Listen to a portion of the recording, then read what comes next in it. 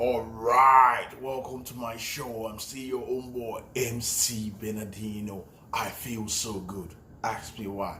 We've increased our base, our followers, our subscribers now on YouTube. We now have over 300 subscribers. Courtesy of you. Thank you very much. I really appreciate this like I always do. Thank you very much for subscribing to this channel. Thank you very much for the feedback, for the likes, for the comment. Thank you very much for those that share this video. I really appreciate you. Without you guys, Bernardino, this channel couldn't have reached 300 subscribers. Thank you so much. All right, for those of you that have not subscribed, like I always say, please subscribe to this channel. There's no reason for delay. What are you waiting for? Subscribe to this channel. All right, let's get down to nitty-gritty. Today on this channel, on this show, I will be telling you, I just want to share with you. You know, the last time when I started this YouTube video, I told you about my journey from Africa, from Nigeria precisely, all the way to Canada. But today, I want to tell you, I want to encourage somebody. I want to motivate somebody out there.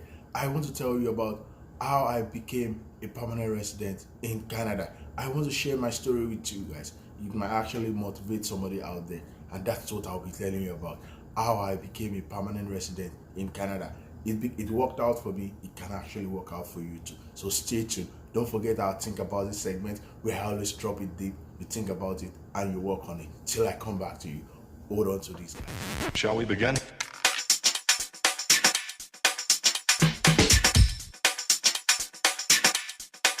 Let's begin now. Welcome back. Glad to know you're still here. All right, let's go to the disclaimer aspect.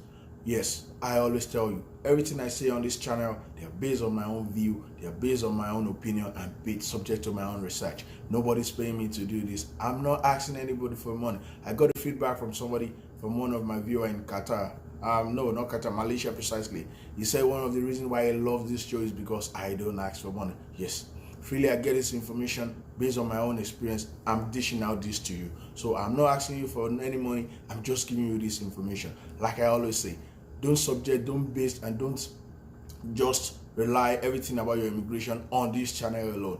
You're free to make your own additional research and add it to the information you get on this channel, and you'll be good to go. Okay. All right. Yes. Today, don't forget I told you I'll be telling you about how I became a permanent resident in Canada. The journey for me started in January 2014. I came into Canada on a study permit visa. I studied at Humboldt College from January all through till August. I was done my program in August.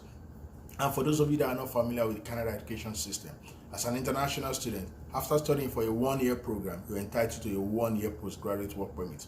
And if you do a 2 years program, you're entitled to a 3 years postgraduate work permit. Because I did a 1-year program, I was only entitled to a 1-year postgraduate work permit. So after I finished my program in August, I immediately applied for my 1-year postgraduate work permit, which I got in October. Fortunately for me too, I got a job at Amazon.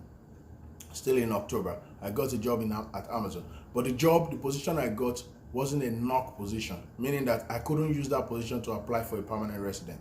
But because that was what came my way as a then, I took the bull by the horn and I got into the job. Fortunately for me, while on the job, 2 weeks on the job, in the learning department at Amazon, a position was advertised for a trainer. I volunteered and I applied for that position and I got that position. But that was a temporary position anyway. Okay, so I worked in that position from October all through till December, volunteering in that position in the learning department at Amazon. So in December, they advertised for that position to be permanent. Because I already volunteered, I applied for that same position to be permanent as a trainer in that position. So in January, hooray, I got that position. I became a permanent trainer in the learning department at Amazon. And that position is actually on the knock list, which means I can actually use that position to apply for my permanent resident. Hooray. Please note that according to the Canada immigration rule, in order for you to apply for permanent resident under Canada Experience class, which I was intending to use to apply for permanent resident, you need to have worked in a knock accredited job for a duration of 1 year.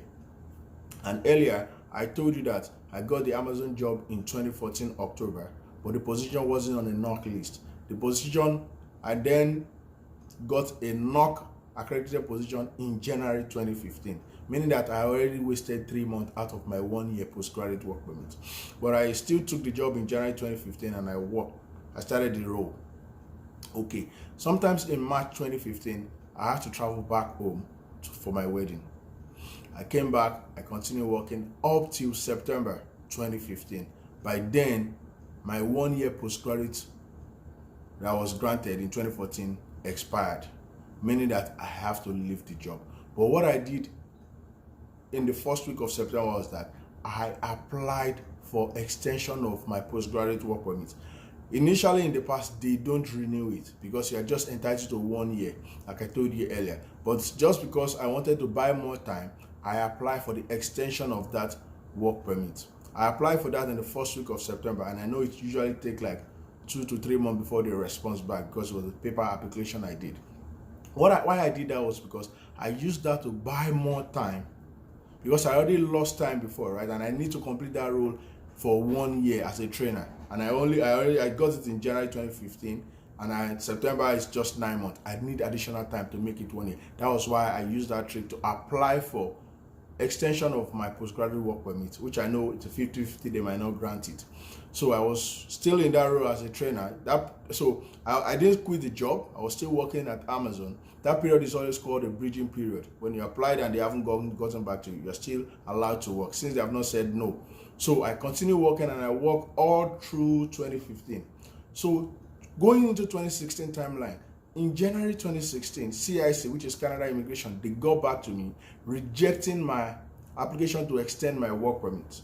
So I was rejected, meaning that they told me to what? Leave Canada, quit my job and leave Canada because they didn't extend my work permit.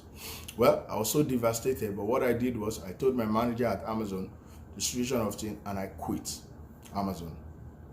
I quit. I was disappointed, but at the same time I was happy because I was able to work in that NOC role as a trainer at Amazon for full 1 year, from January 2015 up through to January 2016, when I was told by immigration to stop my job.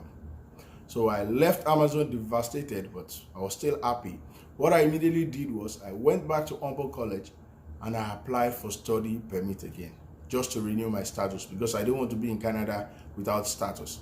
I applied for a course. Humboldt College gave me admission. Immediately I went on CIC website, Canada Immigration website, and I applied for study permit visa. 2-3 weeks down the line, CIC got back to me. They gave me student permit again, meaning that I intend to go back to school. My plan was not to go back to school because I don't have financial means as of then, but just because I need to renew my status. Still in 2016, January to be precise, I created my express entry profile. For those of you that don't know about what express entry is, you can actually watch my previous video. I actually dedicated a video for that. So I created my profile for the express entry, and 2 weeks down the line, I was invited by Ontario Provincial nominee. So I was invited to apply for the Provincial nominee, Ontario Provincial nominee. Don't forget I schooled in Ontario, right? So I was so happy I applied for it, meaning that if I'm successful with it, I'll get 600 additional points, and when the next time we do the federal draw, I will be chosen. So I applied in January for my Ontario Provincial nominee, and yes, and that was it for that period.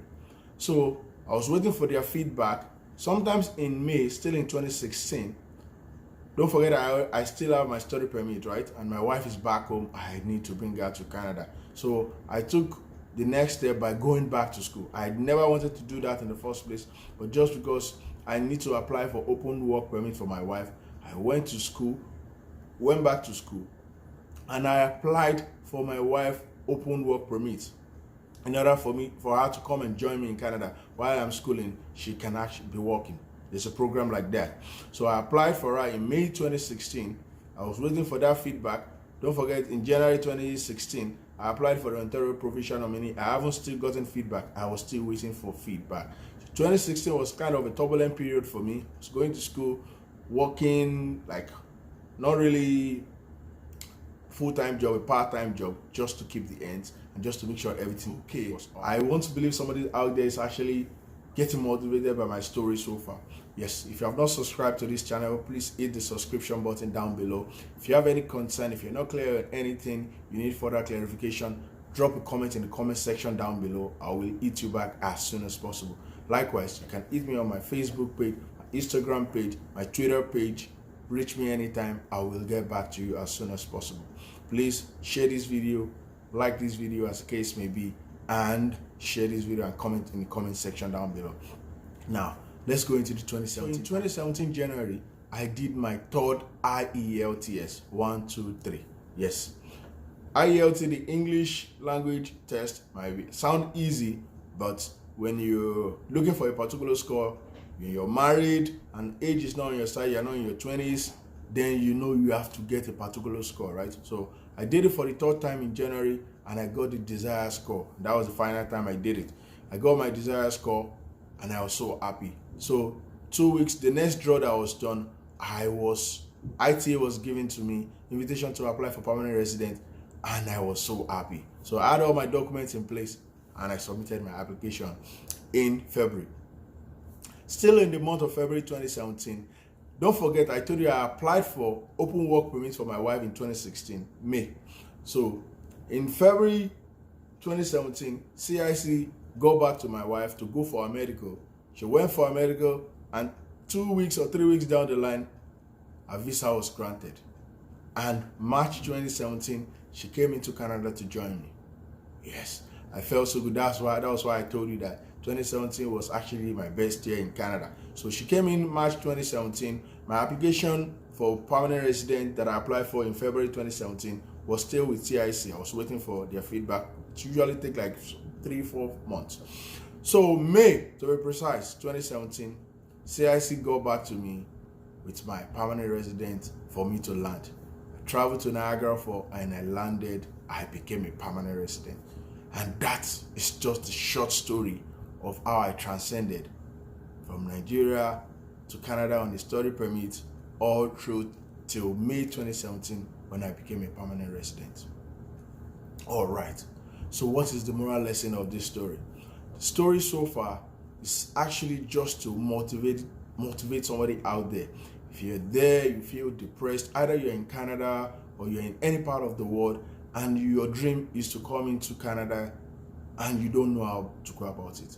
Information is key, right? So that is why videos like this are actually there to help you, to motivate you, right? So you don't have to relent, okay? So there might be so many turbulent periods that might want you to fizzle out so easily, but I just want to tell you, have that tenacity, continue to work hard and be steadfast and be prayerful. Welcome back. I know some of you might say, oh, Bernardino, you suddenly turn yourself to a motivational speaker. Yes, I can be a motivational speaker if and when I want to be. All right, let's go to the think about it segment where I always drop the punchline. It hits you hard, think about it, and you act on it.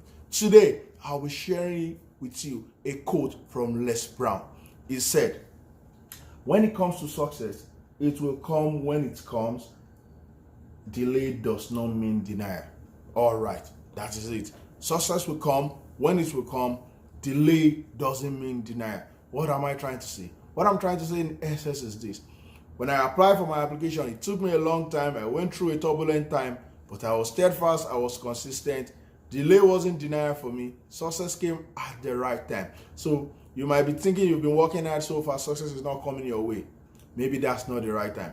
Whenever it comes, it will always be the right time. So keep doing it, keep being good, stay out of crime, and be consistent. Until I come back to you guys, I still remain your one and only MC Bernardino. Adios, amigos. Good night. Bye. See you.